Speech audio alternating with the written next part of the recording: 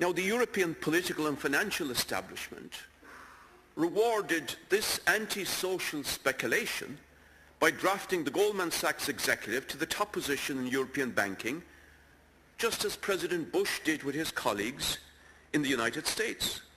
And we are supposed to believe that the ECB rules for the benefit of the majority of the ordinary people of Europe. Yet two Irish governments, made up of Fianna Fáil and the hapless Greens, now Fine Gael and Labour, have humiliated themselves in obeying the diktats of this institution's bureaucracy and imposed savage austerity on the Irish people on its instructions.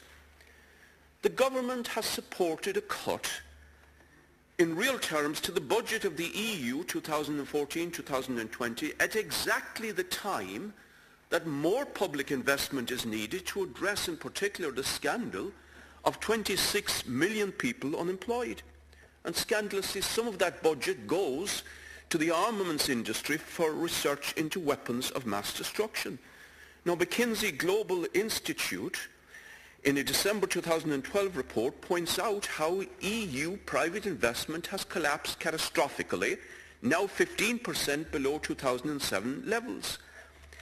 The international financial press reported at the same time that €3 trillion in accumulated profits by EU big business lies uninvested in bank accounts.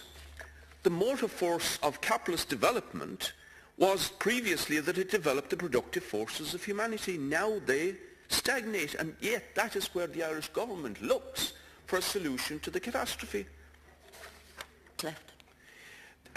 Against this diseased system and the failure of the capitalist system, working people and unemployed all over Europe need a fundamental alternative, a fundamental democratic and socialist alternative. The dictatorship of the financial markets, which brings unending misery, has to be broken. Banks and high finance should be brought into public ownership, but under genuine democratic control. Similarly, major industries, and with democratic planning for the needs of the majority of European citizens, it would be possible to bring the resources together with the workers of Europe, engaging the unemployed, and particularly the youth unemployed, and it would be possible on that basis to create a Europe with jobs for all, with dignity for all, with a decent life and a reasonable comfort for every citizen, while protecting the environment.